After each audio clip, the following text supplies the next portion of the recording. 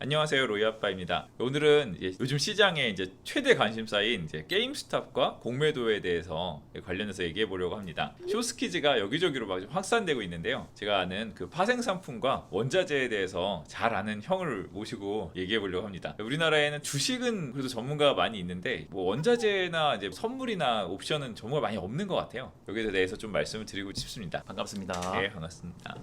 게임스탑부터 얘기를 하려고 하는데요. 그러니까 이번 게임스탑이 왜 문제가 됐는가 보면은 처음에 사실 게임스탑이 막 오르고 있었어요. 근데 그때 사실 저는 좀 보고는 있었는데 거기에 막 참가를 하진 않았어요. 아, 이거 왜 이렇게 오르지? 부러워하는 그런 상황이었어요. 그러다가 중간에 미국에서 보도가 먼저 나왔죠, 우리나라보다는. 아, 이거에 사실은 회사는 약간 안 좋아지고 있었는데 쇼스퀴즈가 나온 거다. 뭐 공매도가 우리는 상상할 수 없어요. 우리 막 되게 많다고 해도 뭐 한종 몇 퍼센트 정도잖아요. 그러니까 미국에는 막 100이 넘어 막 200이 넘어 막 이렇게 간 공매도가 있어요. 이렇게 무차입 공매도가 돼서 그렇지 않을까 하는데요. 그러니까 처음에는 그래서 약간 오르다가 그때까지만 해도 이 워낙 작은 회사였어요. 테슬라가 작년 재작년에 막 이슈가 될 때 테슬라는 큰 회사니까 조금만 막 쪽 커버가 나와도 막 뉴스에 많이 나왔었는데 이 회사는 너무 작은 회사예요. 그 의미가 없던 회사였는데 이게 커지고 커지다 보니까 커졌어요 좀. 근데 거기서 그 헤지펀드들이 공매도를 이 회사 장기로 안 좋게 봤으니까 한참 더 공매도를 친 거예요. 공매도 치다가 막 급등하니까 더 친 거예요. 나중에는 돈을 막 더 갖다가 치고 막 이렇게 했어요. 그런데 더 갔어요. 그러니까 마지막에는 이 규모가 좀 커진 거죠. 100%씩 오를 때마다 이 손실이 엄청 커진 거예요. 그러니 손실이 커지면 어떻게 하냐, 뭐 그 증거금이나 뭐 이런 추가 차입을 해서 뭐 메꾸든지 어쨌든 돈이 필요한 거죠. 아니면은 이걸 청산하면 숏을 청산했으니까 반대쪽에 내가 산 주식도 또 팔아야 되잖아요. 아니면은 이것 때문에 엄청난 손실을 봐서 펀드가 청산되거나 아니면은 펀드 환매가 일어나면 돈을 다시 줘야 되니까 주식을 팔아서 돈을 줘야 되잖아요. 그래서 이게 이슈가 됐을 때 미국 시장이랑 뭐 우리나라 시장까지 영향을 주면서 급락이 한번 있었던 거죠. 이게 어떻게 될까는 지금부터 봐야 될 것 같고요. 그럼 이게 어떻게 진행될 것인가를 사실 뭐 알 수 없죠. 세상 일이 막 이게 진짜 많이 놀라서 정말 뭐 큰일이 날지 알 수 없는데, 그러니까 좀 그래도 생각해 볼 수 있는 게 과거에 이런 일이 있었는가를 좀 보면은 대비를 할 수 있을 것 같아요. 그래서 과거에 대해서 조금 알고 계신 분이 있는 것 같아서 좀 들어보고 싶습니다. 사실 뭐 저는 이제 주식도 지난해 보면 허츠 같은 애들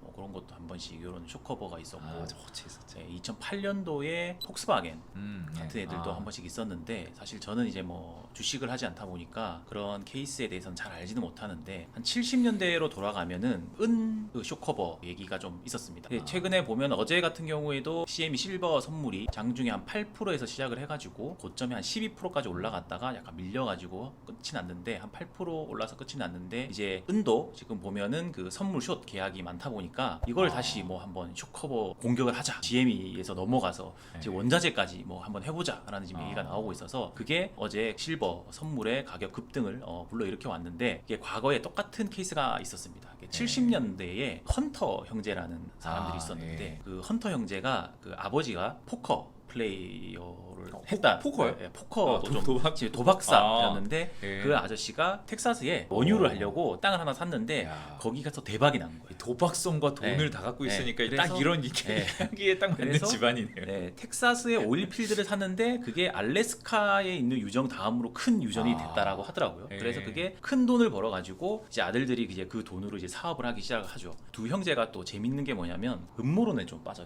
있었습니다. 그 정부가 인플레이션을 통해서 국민들의 돈을 훔쳐간다라는 게 음모론까지 곁들여지면서, 그 당시에 이제 70년대 미국이 보면 인플레이션이 10%가 넘는 인플레이션, 초인플레이션 시대를 이제 겪게 되는데, 그 전에 71년도에 보면은 그 미국 정부가 달러화에 대해서 금 태환을 정지를 해버립니다. 달러와 금이 이렇게 떨어져 버리니까 이제 달러에 대한 신뢰가 시장에서 떨어져 버리고 인플레이션이 커지게 되고 하면서 헌터 형제가 실버를 사 모으기 시작합니다. 그 돈으로 74년도인가 은을 선물을 사 모으기 시작하는데, 그때 당시로 은 시가총액의 한 10%를 자기들이 두 형제가 사 모았다고 하고, 이제 원자재 같은 경우는 현물 인수도라고 해가지고 만기가 됐을 때 내가 그걸 현금으로 포지션을 클로징하지 않으면은 현물을 받게 됩니다. 현물을 받아가지고 집에 은이 배달이 오는 그걸 거예요. 받아가지고 은이? 받았는데 그거를 심지어 미국 정부를 믿지 못해서 비행기로 스위스에 날라 옮겨가지고 거기서 보관을 했다고 하더라고요. 그렇게 74년부터 시작을 했는데, 한동안 뭐 돈이 떨어졌는지 아니면 뭐 다른 걸 하려고 했는지 잠잠하다가 79년도에 다시 등장을 합니다. 근데 혼자 등장하지 않아요. 이 두 형제가 그 사우디 왕족들과 함께 등장을 해서 엄청나게 은 선물을 사들이기 시작하는데, 그 당시 뭐 은 공급량이 한 30% 물량을 사들였다고 있다라고 더 커졌네요, 하더라고요. 이제. 더 커졌죠. 사우디 왕조까지 가세를 했기 때문에 그게 이제 소문이 나니까 이제 다른 전 세계의 은 트레이더들 다 이제 붙게 그렇죠. 되고 다 모였겠죠. 예. 그래서 79년부터 80년 초까지 은이 한 온스당 한 5불 밑에서 있던 게 50불까지 치고 10배가 치고 올라가게 되는 지금보다도 높은 거 아닌가요? 그때 고점을 아직까지 실버는 한참 회복을 근데 못하고 있고 그때 돈 가치가 를 생각하면 진짜 어마어마한 비슷한 네, 거예요. 어마어마한 느낌이. 돈이고 네. 사실 지금 GME 같은 경우는 굉장히 시가총액이 작은 중소기업인데 네. 은 시장은 사실 그 당시에도 굉장히 컸던 시장이기 때문에 네. 사우디 왕조까지 들어와가지고 그렇게 올렸는데 음. 결국 이 결말이 어떻게 되냐면 거래소에서 은 선물 매수 중단 조치를 내려버립니다. 더 이상 살 수 없게 그게 합법인가요? 가능했던 것 같습니다. 룰을 바꿔버린 거죠. 그 미국에는 그리고 이게 상품 거래소가 여러 개가 있는데 코맥스도 있고 뭐 여러 여러 개 개가 있죠. 있는데 네. 그 중에 하나는 아예 거래를 정지를 시켜버리고 그 중에 또 한 군데서는 증거금을 올려버립니다. 근데 선물 증거금이 원래 이제 선물 거래하시는 분도 아시겠지만 그쵸, 뭐 증거금 한 올리면 증거금 한 1-20%만 있으면은 뭐 선물을 할 수가 있었는데 그거를 그냥 올려버린 거예요. 4-50%. 그러면 이제 거기서 확 매수하는 줄여야 그렇죠. 되겠네. 매수하는데 들어가는 금액이 더 엄청 커지는 많이 거네. 들어가기 때문에 뭐 더 살 수도 없고 대출을 받아서 투기를 한 그쵸, 것도 그쵸. 꽤 있었거든요. 예, 예, 헌터 예, 형제가 그쵸, 예. 그걸 미국 정부에서 은행들한테 얘기를 해가지고 추가 대출도 금지를 시켜버리고 대출 상환을 근데 왜 하라고 우리 하는 거래 못하게 하냐고 막 소송 걸지 않았나요? 그 뭐 당연히 했죠. 예, 예. 소송 다 했는데 뭐 소용이 없었던 것 같습니다. 어차피 의도가 네. 잡으려고 하는 의도 네. 있어요. 그리고 이게 어떤 특수한 경우에 뭐 거래를 중지하는 그런 것들이 크게 법상 문제가 되지 않는 게 아닌가. 특히 70년대 당시였기 때문에 그런 거 생각이 들고 그다음에 뭐 증거금 올리는 거 정도는 사실 이거는 뭐 규칙이 없는 거죠. 그죠. 원래 거래소에서 뭐 예. 요즘에도 평생 예. 가격 오르니까 변동성 나에 따라. 커지면 맞아요. 변동성 커지면은 예, 증거금을 올릴 수 있는 거기 코로나 때문에 때도 석유 그렇죠. 원유 증거금 예, 많이 증거금을 올렸잖아요. 올렸죠. 예, 예, 그런 식으로 이제 대응이 가능하기 때문에 예. 그게 대응이 나왔고 그 50불을 찍었던 은 가격은 다시 반토막 이하로 떨어져서 그 헌터 형제는 손실을 보는 그런 상황이 있었습니다. 근데 이게 굉장히 비슷한 게그 얼마 전에 로빈훗에서 매수 버튼을 뭐 없앴다라는 얘기도 나오고 그다음에 주수를 지금 제한하고 주수 매수하는 주수를 제한을 하기도 하고 옵션 얘기도 나오고 맞아요. 있는데 뭐 그런 것들을 사실 뭐 증거금을 올린다든지 그 약관에 보면은 어떤 특별한 상황에 뭐 매매를 중지시키는 것이 뭐 가능한 식으로 약관이 되어 있어서 아마 소송에서도 이기기 힘들 것 같다라는 얘기들이 실제로 외신에서 나오고 있어서 GM이 이 게임스탑 사태도 과거 은 선물 사태를 보면은 비슷하게 흘러가지 않을까. 뭐 저희는 미국의 헤지펀드의 편도 아니고 네. 로빈훗의 편도 아니고 개인분들의 편도 아니지만 약간 그렇게 흘러갈 수는 있겠네요. 거기다가 이제 또 이슈가 사실 우리나라 옵션 만기일 주식하시면 맨날 보시잖아요. 맨날 뭐 대충 뭐 10며칠 목요일에 이렇게 오는 것 같아요. 둘째 목요일인가요? 근데 그 이슈가 중요한 부분이 GME의 그러니까 게임스탑의 옵션 만기일이 일단 1월이 지나갔어요. 1월 29일인가요? 1월 말에 지나갔죠. 그러면서 이 부분도 봐야 될 것 같아요. 옵션을 만기가 되면은 아까 은을 미국에서 실물 인수해서 그렇죠. 네, 은을 네. 집에 받아가야 되는 것처럼 우리는 주식 만기일 되면 그냥 없어지잖아요. 근데 미국은 주식 옵션 만기일에 그 주식 받아오지 않잖아요. 근데 미국은 주식 옵션 만기일까지 갖고 있으면 백주가 저한테 옵니다. 그러면 계좌에 행사가에 들어오는 거예요. 그러니까 만약에 320 콜옵션이 있다. 그러면 지금 뭐 325불이다. 그러면은 320불에 이게 내 계좌로 들어옵니다. 근데 100배로 들어오기 때문에 꽤 커요. 325불이면 한 5불은 이득인 거죠. 근데 그 전에 프리미엄을 주고 옵션을 사야 되기 때문에 그 프리미엄 만기 때 이렇게 많이 떨어져서 끝나요. 이거만 그 손실을 본 거죠. 약간 손실을 본 상태에서 상당한 주식이 들어와 있는데 이것을 팔 것이냐 더 살 것이냐 결정을 해야 되는 상황입니다. 지금은 이미 그 날짜는 지났어요. 어제 장을 보면은 또 많이 또 판 것 같아요. 뭐 그렇죠. 주가만 어제 보면 뭐 시간에서도 모르지만. 많이 빠졌고 네. 그 물량이 320콜, 310콜, 300콜 요거 세 개를 다 합쳐서 한 3천억 정도 우리나라 돈으로 되는 것 같은데 사실 그게 지금 워낙 게임스탑 시총이 커졌기 때문에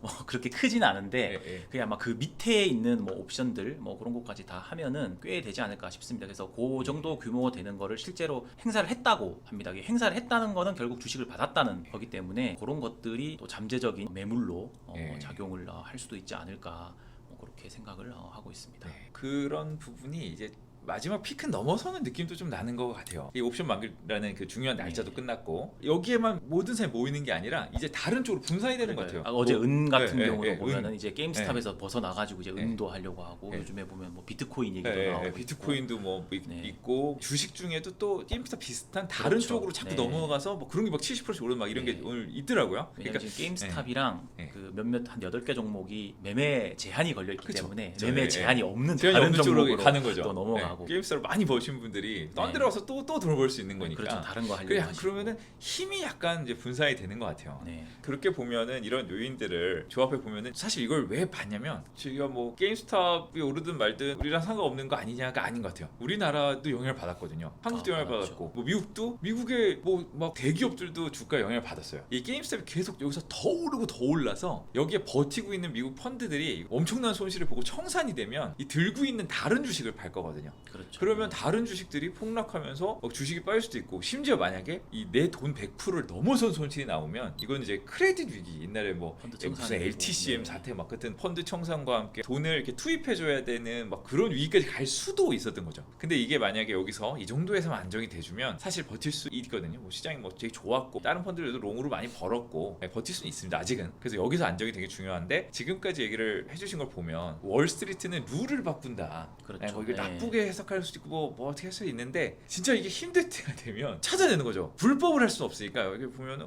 이렇게 할 수 있었네 약간에 그러면서 이렇게 적용을 해버리면 이 힘을 못 쓰게 막 만들 수 있는 거죠. 만들 수 있죠. 네, 그게 룰을 그리고 바꾸는. 또 근거로는 이제 뭐 금융 안정성 예, 뭐 이런 예, 걸 예, 이제 예, 제시를 예, 하면서 예, 예, 뭐 바꿔버리면 예, 뭐 예. 그런 것 같아요. 네. 그런 움직임이 약간 나타나는 게 네. 약간 뭐 주수를 네. 제한하고 뭐 이런 걸 네. 했잖아요. 막 증거금 높이고 뭐 이렇게 네. 이렇게 했는데 네, 그래서 이제는 약간 그런 룰을 바꾸는 관점과 이제 수급이 분산되는 관점으로 볼 때 중요한 날이 끝났다. 시장이 이제 안정되지 않을까. 미국 공매도 역사를 또 보면서 게임스탑 사태가 어떻게 될 것인가를 좀 생각을 해보았고요. 쇼스키즈와 뭐 이런 흐름은 계속 뭐 지속될 것 같아요. 이슈 자체는 조금 지속은 더 예, 예, 될 것 예. 같은데 예. 그게 시장에 주는 이제 충격은 조금씩 완화되지 않을까 예, 예. 그렇게 생각을 할 수 있을 것 같습니다. 예, 그래서 저희는 이제 시장의 안정과 고점 회복을 바라면서 저번 편을 보시면 3천 가까운 주가가 정당화되냐를 얘기를 했어요. 아 이거 옛날과는 많이 달라졌다. 수급 기반이든 우리나라 회사들의 질적인 상승이든 이익의 개선이든 볼 때 어느 정도 정상화 될 수 있다고 봤는데 뭐 일시적으로 3천 깼었습니다. 2,900대까지 갔었는데 이제 다시 3천 위로 올라오면서 좀 시장이 이제